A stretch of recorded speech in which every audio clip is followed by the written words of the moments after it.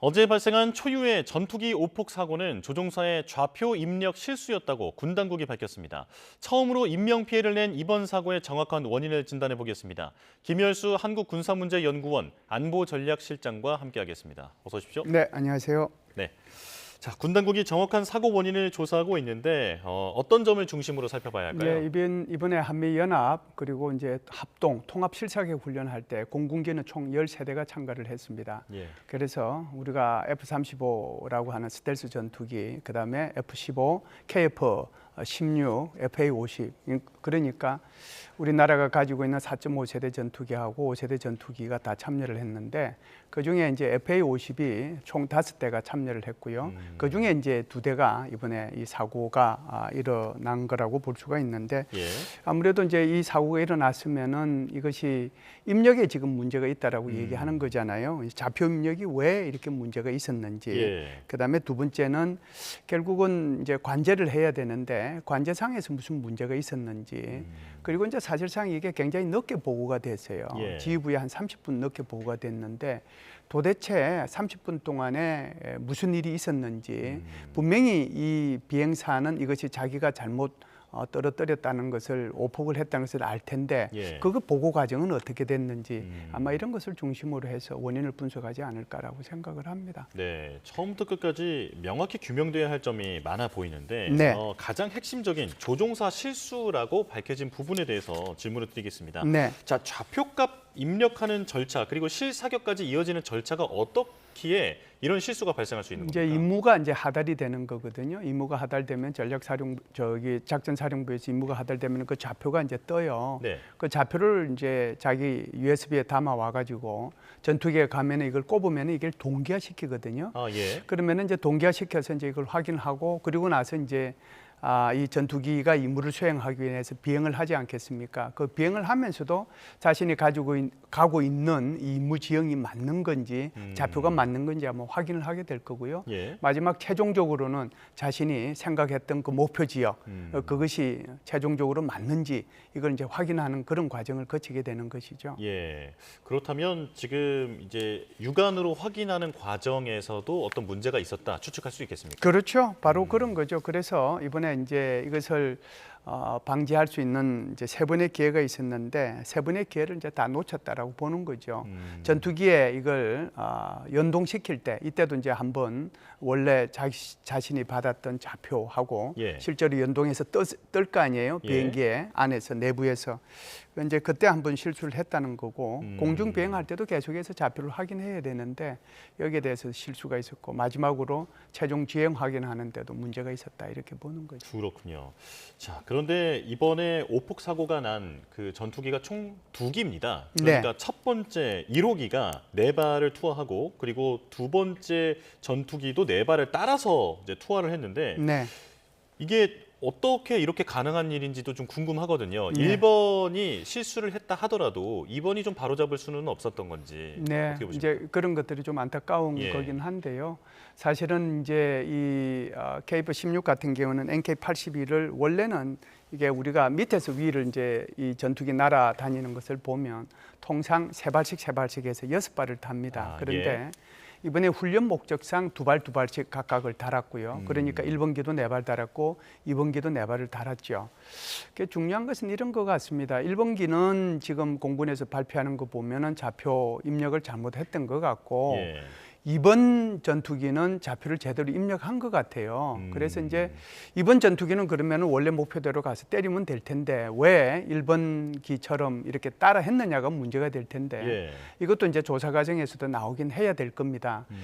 이제 1번 전투기가 예를 들어서 편대장 역할을 했다. 2대 중에서 편대장 역할을 했으니까 나 따라와라. 목표 지점에 도착해서 나는 이제 해제한다. 그러면서 버튼 누르면 그 2번 조종사도 이런 생각을 할 수도 있지 않겠습니까? 인간이니까 내가 입력을 잘못했나? 내가 실수했나? 내가 실수했나? 예. 그러면 앞에 거의 편대장 역할을 하는 사람이 먼저 때렸으니까 나도 그러면 거기 가서 때려야 되겠다.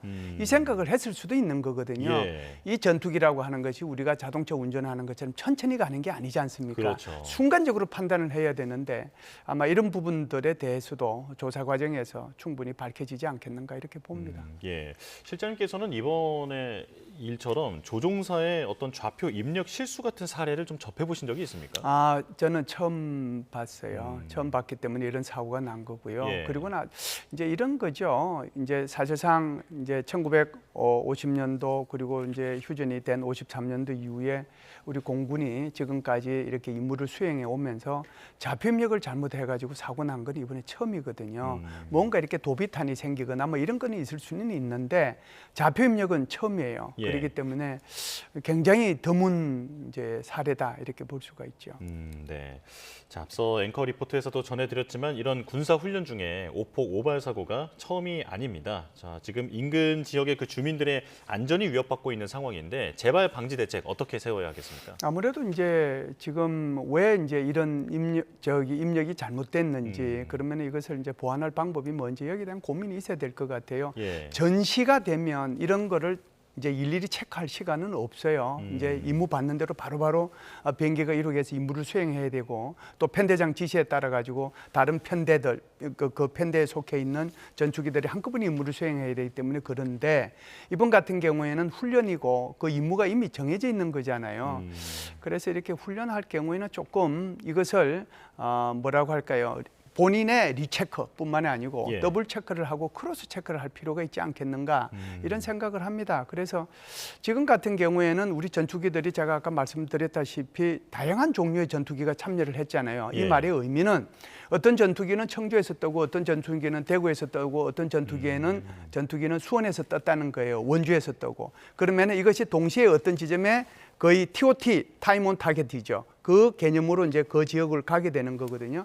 평상시 같으면 이랬을 거예요. 비행단마다 편대마다 임무가 주어지기 때문에 편대장이나 비행단장이나 또는 대대장이 임무 브리핑을 해요. 예. 그 브리핑을 듣고 다 확인을 하고 이런 과정을 거치는데 이번 같은 경우는 서로 다른 비행단에서 2대, 3대 이렇게 참여를 했기 때문에 이런 데도 이제 좀 문제가 있지 않았을까 이렇게 생각을 하고요. 예. 그런 차원에서 보면은 크로스 체크를 할 수 있는 그런 방안을 마련을 해서 적어도 훈련 동안에는 이런 일이 다시는 발생하지 않도록 대비를 해야 될 필요가 있다 이렇게 봅니다. 네. 작은 실수도 반복되지 않게 어떤 제도를 좀 손볼 필요가 있어 보이는데 그렇죠. 이런 훈련지 인근 주민들에게는 이런 군이 훈련을 할 때 미리 사전에 알리고 어떤 대비하라라는 지시가 내려집니까? 네, 대부분 이제 그렇게 내리고요. 하다 못해 이제 뭐 군에 갔다 오셨겠지만은 우리 소총 사격할 때도 네. 거기에 전부 다 그 소총 사격장 주변으로 붉은 깃발을 꽂고 사이렌을 울리고 하는 그런 안전 조치를 취하거든요. 예. 박격부 훈련할 때도 다 그런 조치를 취합니다. 그러니까 당연히 이런 조치를 하지만 사실상 이런 조치를 한다고 해서 민가에서 할 수 있는 일이 뭐겠습니까? 민가에서는 그냥 이런 훈련이 있구나 이런 정도만 이해를 하지 그렇다고 해서 그걸 가지고 무슨 뭐 대피호로 들어가겠어요? 그러지는 않거든요. 예. 그렇기 때문에 그럼에도 불구하고 이런 그 훈련과 관련된 것은 미리 여러 가지 행정계통을 통해서 주민들한테 통보는 된다 이렇게 말씀을 드리겠습니다. 예, 훈련 주체가 조심하는 수밖에 없다. 그렇죠. 네, 이렇게 이해가 되는데요. 자, 그런데 이게 한미 연합 훈련인 프리덤 실드를 나흘 앞두고 일어난 사고입니다. 그래서 지금 이 한미 훈련에는 혹시 어떤 악영향이 있지는 않을지 걱정이 되는데 어떻게 전망하십니까? 네, 한미 연합 훈련은 정상적으로 저는 진행을 해야 된다고 생각을 합니다. 아시다시피 이제 트럼프 2기 행정부가 들어서면서 혹시 한미 연합 훈련이 축소되지 않을까 이런 것에 대해서 굉장히 걱정을 많이 아마 하셨을 텐데 한미 동맹을 위한 한미 연합 훈련은 지속적으로 진행이 된다. 그래서 오히려 작년보다는 여단급 이상의 훈련이 작년에는 10건이었는데 16건으로 늘어났고요. 그리고 이제 그 우주사령부, 미국의 우주사령부도 여기에 편성이 돼 있으니까 거기에 따른 이제 훈련도 할 거고요. 공군 같은 경우에는 실비행 훈련을 24시간 실비행 훈련을 하게 되는데 그렇게 되면 공중 급유를 받으면서 계속해서 이제 공중에 떠 있는 거잖아요. 예. 이런 훈련도 하게 되고 지금 칼빈슨 이제 항공모함이 부산에 입항해 있지 않습니까?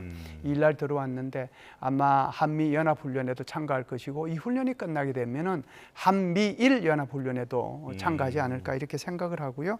한 가지 좀 특징적인 것은 이번에는 북한이 핵미사일을 발사할 경우를 가정을 해서 원점 타격 훈련을 하거든요. 예. 그게 이제 우리 한국군 같은 경우에는 작년도에 10월 1일부로 전략사령부를 창설을 했습니다. 이 핵심은 한국의 첨단 재래식 전력하고 미국의 핵무기가 함께 여기에 이제 대응을 해서 이런 훈련을 하게 되는데 그렇게 되면 이걸 이제 우리는 통상 CNI 이렇게 표현을 합니다. 컨벤셔널한 한국의 첨단 재래식 전력과 N이라고 하는 뉴클리어, 미국이 제공하는 뉴클리어를 인테그레이션이죠. 통합해서 하는 훈련인데 이것이 처음으로 하는데 이것이 실제로 이제 실사하게 간다는 그런 의미는 아니고요. 시뮬레이션을 통해서 이런 훈련을 한번 해본다는 건데 이것이 이번에 처음 하는 거거든요.